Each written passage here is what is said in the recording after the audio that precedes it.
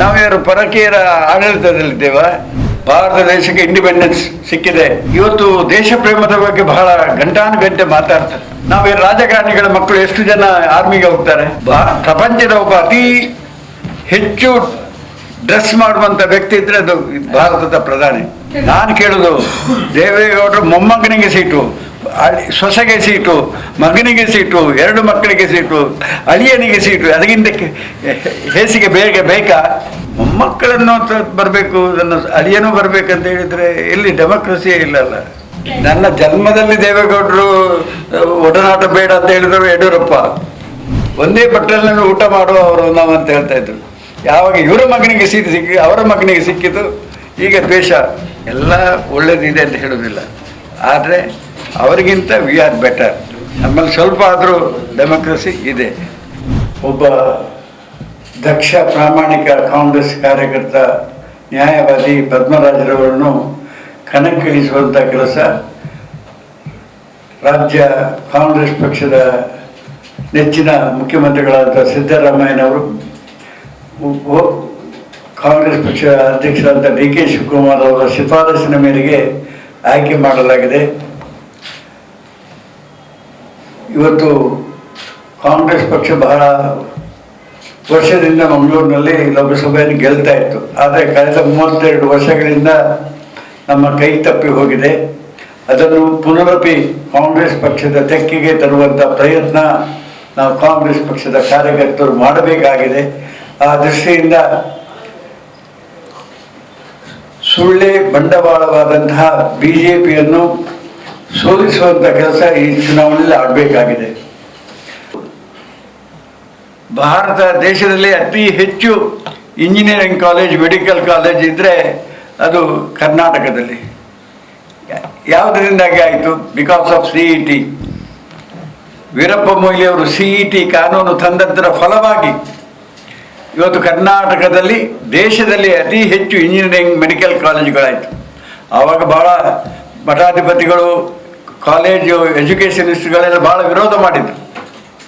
Common entrance test ತಂದರೆ ನಮ್ಮ donation ಕಾಲೇಜುಗಳಿಗೆ ತೊಂದರೆ ಆಗ್ತದೆ ಅಂತ.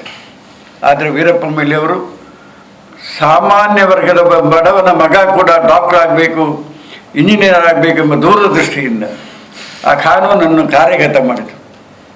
ಅಷ್ಟು ಮಾಡಿದರೂ ನಮ್ಮ ಸರ್ಕಾರ ಬರಲಿಕ್ಕೆ ಆಗಲಿಲ್ಲ. ಆ ಸಲ ನಾವು ಸೋಲ್ಬೇಕಾಯಿತು. ಆದರೆ ಇವತ್ತು BJPಯ ದೂರದೃಷ್ಟಿ ಹೇಗೆ ಅಂದರೆ, ಗೆಲ್ಲುವುದೇ ಯಾವ ರೀತಿ ಗೆಲ್ಲಬೇಕು, ಯಾವ ಪ್ರಚಾರ ಮಾಡಬೇಕು ಅದನ್ನೇ ಮಾಡುವಂಥ ಕೆಲಸ. ನಮ್ಗೆ ಹುಕ್ಕರ್ ಕ್ರೂಕ್ ನಮ್ಗೆ ಗೆಲ್ಲಬೇಕು BJP ಅವ್ರದ್ದು ಒಂದೇ ವಾದ. ಅಭಿವೃದ್ಧಿ ಬೇಕಾಗಿಯೇ ಇಲ್ಲ ಅವರಿಗೆ. ಇವತ್ತು ನಮ್ಮ ಮಂಗಳೂರು MP ಬಂದು 15 ವರ್ಷ ಆಯಿತು. ಯಾವ ಇಂಡಸ್ಟ್ರಿಯನ್ನು ಮಂಗಳೂರಿಗೆ ತಂದಿದ್ದಾರೆ? ಆದ್ದರಿಂದ ಈ ಸಲ ನಾವು ಪ್ರಾಮಾಣಿಕ ವ್ಯಕ್ತಿಗಳನ್ನು ಚುನಾವಣೆಯಲ್ಲಿ ನಿಲ್ಲಿಸಿದ್ದೇವೆ. ಪ್ರಾಮಾಣಿಕ ವ್ಯಕ್ತಿ ಅಂದರೆ ಜನಸಾಮಾನ್ಯರಿಗೆ ಭಾಳ ಸರಳವಾಗಿ ಸಿಗುವಂಥ ವ್ಯಕ್ತಿ ಆಗಬೇಕು.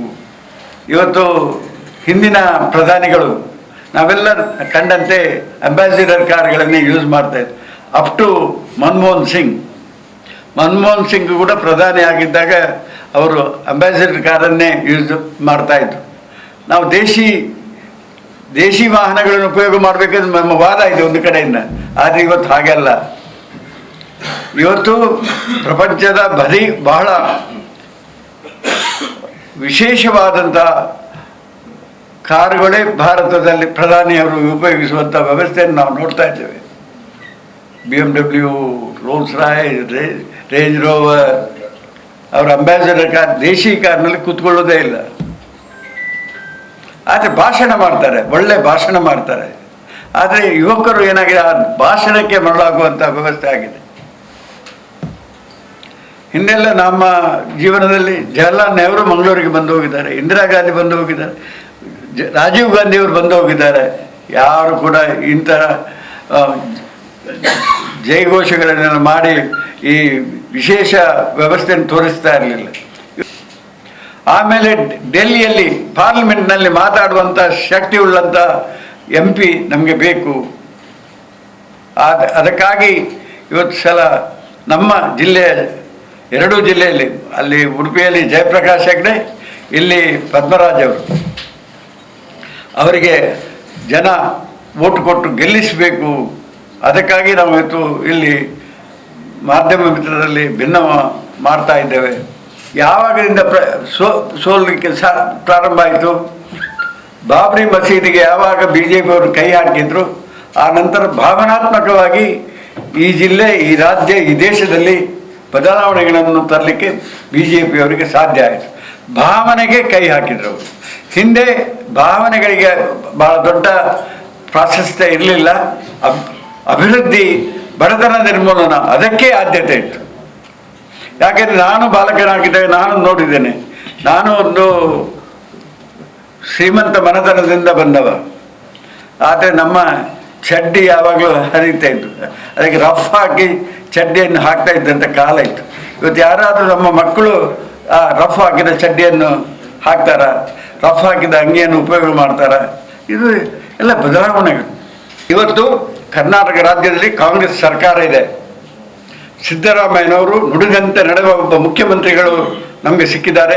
5 ವರ್ಷ ದಕ್ಷ ಪ್ರಾಮಾಣಿಕ ಆಡಳಿತವನ್ನು ಕರ್ನಾಟಕದಲ್ಲಿ ಕೊಟ್ಟಿದ್ದಾರೆ.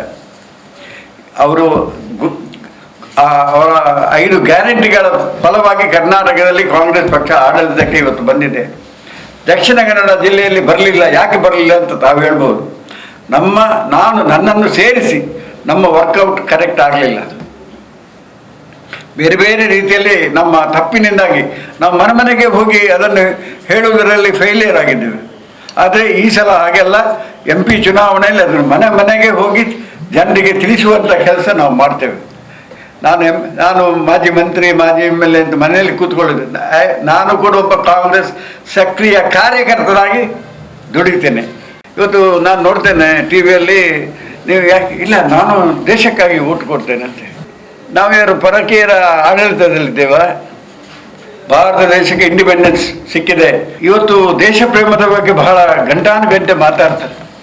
ನಾವೇನು ರಾಜಕಾರಣಿಗಳ ಮಕ್ಕಳು ಎಷ್ಟು ಜನ ಆರ್ಮಿಗೆ ಹೋಗ್ತಾರೆ? ಇನ್ಕ್ಲೂಡಿಂಗ್ ಅಭಯ್ ಚಂದ್ರನ್ ಮಕ್ಕಳು ಹೋಗಲಿಲ್ಲ. ನಾನು ಹೇಳಿದಾಗ ನನಗೆ ಹೆಂಡತಿ ಹೇಳಿದ್ರು, ನಮ್ಗೆ ಒಬ್ಬರ ಮಗ ಇರುವುದಲ್ಲ, ಯಾಕೆ ಕಳಿಸೋದೆ? ನಾವು ಯಾವಾಗ ಮೈಂಡ್ ಚೇಂಜ್ ಆಗ್ತದೆ. ನಿಜವಾದ ದೇಶ ಪ್ರೇಮ. ನಾವು ಕೂಡ ನಮ್ಮ ಮಕ್ಕಳನ್ನು, ರಾಜಕಾರಣಿಗಳು ರಾಜಕೀಯಕ್ಕೆ ಮಕ್ಕಳನ್ನು ತರಲಿಕ್ಕೆ ನಮಗೆಲ್ಲ ಮನಸ್ಸಾಗ್ತದೆ. ಯಾಕೆ ಮಿಲಿಟ್ರಿಗೆ ಕಳಿಸ್ಲಿಕ್ಕೆ ಆಗೋದಿಲ್ಲ? ಮಿಲಿಟ್ರಿಗೆ ಯಾರು ಹೋಗ್ಬೇಕು? ಬಡವರ ಮಕ್ಕಳೇ ಹೋಗ್ಬೇಕು. ಮಿಲಿಟ್ರಿಗೆ ಯಾರು ಹೋಗೋದು? ಬಡವರು. ಶ್ರೀಮಂತರ ಮಕ್ಕಳು ಹೋದರೆ ಅವನು 40 ವರ್ಷದಲ್ಲಿ ರಿಟೈರ್ಮೆಂಟ್ ತಗೊಂಡು ಹಿಂದೆ ಬರ್ತಾನೆ. ಸ್ವಲ್ಪ ವರ್ಷ ಇದ್ದು ಅವನಿಗೆ ಒಳ್ಳೆಯ ಪೋಸ್ಟ್ ಸಿಗಬೇಕು, ಅವನಿಗೆ SP ಆಗಬೇಕು, ಇಲ್ಲದಿದ್ದರೆ ಅವನಿಗೆ ದೊಡ್ಡ ಪೋಸ್ಟ್ ಸಿಗಬೇಕಂತ ಉದ್ದೇಶದಿಂದ ಅರ್ಧದಲ್ಲಿ ಬಿಟ್ಟು ಬರ್ತಾರೆ. ಅವನು ಫುಲ್ ಸರ್ವಿಸ್ ಅಲ್ಲಿ ಮಾಡೋದಿಲ್ಲ. ಇವತ್ತು ಭಾಳ ಈಸಿಯೆಸ್ಟ್. ನಾವು ಕೂಡ ಗೆದ್ದದ್ದು ಸುಲಭದಲ್ಲಿ. ಒಕ್ಕಲ್ ಮಸೂದೆ ಕಾನೂನು ಕಾಂಗ್ರೆಸ್ ತಂದೆವಲ್ಲ, ಆವಾಗ ನಮ್ಮ ವಾದ ಹೇಗಿತ್ತು ಗೊತ್ತಾ? ಕಾಂಗ್ರೆಸ್ ಪಕ್ಷ ಲೈಟ್ ಕಂಬದಲ್ಲಿದ್ದರೂ ಗೆಲ್ತದೆ. ಇಲ್ಲಿ ಹಿಂದುತ್ವದ ಪರವಾಗಿ ಓಟು ಬೀಳುವುದು, ಅಭಿವೃದ್ಧಿಯ ಪರವಾಗಿ ಬಿದ್ದಿಲ್ಲ. ಅದರಿಂದಾಗಿ ಜನಾರ್ದನ ಪೂಜಾರಿ ಅವರು ಸೋಲುಂಡ್ರು. ಈ ರಾಜ್ಯದ ಒಬ್ಬ ಮುಖ್ಯಮಂತ್ರಿ ಆಗಿದ್ದಂಥ ವೀರಪ್ಪ ಮೊಯ್ಲಿಯವರು ಕೂಡ ಸೋಲುಂಡ್ರು. ನಾನು ನಮ್ಮ ಕ್ಯಾಂಡಿಡೇಟ್ ಹೇಳಿದೆ, ನಾನು ಹೇಳಲಿಕ್ಕೆ ಹೋಗುದಿಲ್ಲ. ಅದನ್ನು ಭೇದಿಸ್ತೇನೆ ಅಂತ ಹೇಳುವುದು. ಆ ಕೋಟೆಯನ್ನು ನಾವು ಭೇದಿಸ್ತೇವೆ ಎಂಬ ಮಾತನ್ನು ನಾನು ಇಲ್ಲಿ ಹೇಳಲಿಕ್ಕೆ ಇಚ್ಛಿಸ್ತೇವೆ. ಆ ಪ್ರಯತ್ನವನ್ನು ನಾವು ಮಾಡಬೇಕು. BJP ವಿರೋಧಿಸಿದ್ರು, ನಳಿನ್ ಕುಮಾರ್ ಅವರು ವಿರೋಧಿಸಿದಾರ. ಅವರ ಟೈಮ್ನಲ್ಲಿ ಕೆಲಸ ನಿಲ್ಲಿಸಿದಾರ? ಅವರು ಹಾಗೆ ಮಾಡ್ತಾರಲ್ಲ. ನಾವು ಸರಿ ಮಾಡುವವರು ಯಾರು? ಆಡಳಿತದವರು ಸರಿ ಮಾಡಬೇಕು. ನರೇಂದ್ರ ಮೋದಿ ಅವರು ಶುರುವಿಗೆ ಸರಿ ಮಾಡಿ, ಅವರು BJP ಬಿಟ್ಟು ಹೋದ ಯಡಿಯೂರಪ್ಪನ ಹಿಡ್ಕೊಳ್ತಾರೆ, ಇವರನ್ನು ದೇವೇಗೌಡರನ್ನು ತಪ್ಪಿಕೊಳ್ತಾರೆ. ನಾವು ಮಾಡಿದ್ದೆ ತಪ್ಪ? ನಾನು ಕೇಳೋದು, ದೇವೇಗೌಡರು ಮೊಮ್ಮಗನಿಗೆ ಸೀಟು, ಸೊಸೆಗೆ ಸೀಟು, ಮಗನಿಗೆ ಸೀಟು, 2 ಮಕ್ಕಳಿಗೆ ಸೀಟು, ಅಳಿಯನಿಗೆ ಸೀಟು, ಅದಕ್ಕಿಂತ ಹೇಸಿಗೆ ಬೇಕಾ? ಆಸ್ಕರ್ ಫರ್ನಾಂಡಿಸ್ ಅವರು ಒಮ್ಮೆ ಸೋತರು, ಬರೀ ಸಣ್ಣ 200 ವೋಟ್ನಲ್ಲಿ ಸೋತರು. ನೆಕ್ಸ್ಟ್ ಈ ನೆವರ್ ಕಂಟೆಸ್ಟೆಡ್. ನೋಡು, ಒಂದು BJP ಅಂತ ಒಂದು ತೋರಿಸಿದ ನನಗೆ. ಪ್ರಪಂಚದ ಒಬ್ಬ ಅತಿ ಹೆಚ್ಚು ಡ್ರೆಸ್ ಮಾಡುವಂಥ ವ್ಯಕ್ತಿ ಇದ್ದರೆ ಅದು ಭಾರತದ ಪ್ರಧಾನಿ. ಅದು ನಮಗೆ ಹೆಮ್ಮೆಯ. ಈಗ ದಕ್ಷಿಣ ಕನ್ನಡ ಜಿಲ್ಲೆಗೆ ಬರ್ತಾ ಇದ್ರಲ್ಲ, ಈಗ ಕಳೆದ 2 ತಿಂಗಳಿಂದ ಬರ್ತಾ ಇದ್ರು. ಅವ್ರು ಬೆಳಿಗ್ಗೆ ಎಷ್ಟು ಗಂಟೆಗೆ ಇಡಬೇಕು ಸರ್? 4 ಗಂಟೆಗೆ ಎದ್ದು ಬರ್ತಾಯಿದ್ರು ಫಸ್ಟ್ ಫ್ಲೈಟ್ನಲ್ಲಿ. 4 ಗಂಟೆಗೆ ಇಡಬೇಕು, 5 ಗಂಟೆಗೆ ಏರ್ಪೋರ್ಟ್ನಲ್ಲಿ ಇರಬೇಕು. ಅವರು ಒಬ್ಬರೇ ಬರ್ತಾಯಿದ್ರು. ಅವ್ರಿಗೆ ಬೇರೆ ಗನ್ಮ್ಯಾನ್ ಇವರೆಲ್ಲ ಇಲ್ಲ, ಅವರೊಬ್ಬರೇ ದೇವೇಗೌಡರಿಗೆ 2 ಜನ ಹಿಡ್ಕೊಳ್ಬೇಕಲ್ಲ. ಮೊಮ್ಮಕ್ಕಳನ್ನು ಬರಬೇಕು, ನನ್ನ ಅಳಿಯನೂ ಬರ್ಬೇಕಂತ ಹೇಳಿದರೆ ಎಲ್ಲಿ ಡೆಮೋಕ್ರಸಿಯೇ ಇಲ್ಲಲ್ಲ. ನನ್ನ ಜನ್ಮದಲ್ಲಿ ದೇವೇಗೌಡರು ಒಡನಾಟ ಬೇಡ ಅಂತ ಹೇಳಿದ್ರು ಯಡಿಯೂರಪ್ಪ. ಅವ್ರಿಗೆ ಮುಖ್ಯಮಂತ್ರಿ ಸಿಗಲಿಲ್ಲಲ್ಲ. ಆ ದಿವಸದ ಕೂಗು ಟಿ ವಿಯಲ್ಲಿ ನೋಡಿ. ಕುಮಾರಸ್ವಾಮಿ ಅಧಿಕಾರ ಬಿಟ್ಟುಕೊಡ್ಲಿಲ್ಲಲ್ಲ ಯಡಿಯೂರಪ್ಪನಿಗೆ. ಆ ದಿವಸದ ಏನು ರೋಷ, ಒಂದೇ ಬಟ್ಟಲಿನಲ್ಲಿ ಊಟ ಮಾಡುವವರು ನಾವು ಅಂತ ಹೇಳ್ತಾ ಇದ್ರು. ಯಾವಾಗ ಇವರ ಮಗನಿಗೆ ಸೀಟ್ ಸಿಕ್ಕಿ ಅವರ ಮಗನಿಗೆ ಸಿಕ್ಕಿತು, ಈಗ ದ್ವೇಷ. ಎಲ್ಲ ಒಳ್ಳೇದಿದೆ ಅಂತ ಹೇಳೋದಿಲ್ಲ, ಆದರೆ ಅವರಿಗಿಂತ ವಿ ಆರ್ ಬೆಟರ್. ನಮ್ಮಲ್ಲಿ ಸ್ವಲ್ಪ ಆದರೂ ಡೆಮೋಕ್ರಸಿ ಇದೆ. ನನ್ನನ್ನೇ ಎಣಿಸೋದು, ನಾನು ಫ್ರೀಡಮ್ ಫೈಟರ, ನಾನು ದೇಶಕ್ಕಾಗಿ ಜೈಲಿಗೆ ಹೋಗಿದ್ದೇನೆ, ಏನು ತ್ಯಾಗ ಮಾಡಿದ್ದೇನೆ ನಾನು. ಇವತ್ತಿನ ಕಾಲಘಟ್ಟದಲ್ಲಿ ಈ ವ್ಯವಸ್ಥೆ ಇದೆ. ಆದರೂ ಪ್ರಾಮಾಣಿಕನಾಗಿರಬೇಕೆಂಬ ಒಂದು ಇಚ್ಛೆ ನನ್ನಲ್ಲಿದೆ. ಬೇರೆಯವರಿಗೆ ಮೋಸ ಮಾಡಿ ಬದುಕುವುದಕ್ಕಿಂತ ನಾನು ರಾಜಕೀಯ ನಿವೃತ್ತಿ ತಗೊಳ್ಳೋದು ಒಳ್ಳೆಯದು ಎಂಬುದು ಕೂಡ ನನ್ನ ಭಾವನೆ. ಆದ್ದರಿಂದ ಕಾಂಗ್ರೆಸ್ ಪಕ್ಷದ ಮೇಲೆ ಅಪಾರವಾದಂಥ ಪ್ರೀತಿ ಇದೆ, ಗೌರವ ಇದೆ.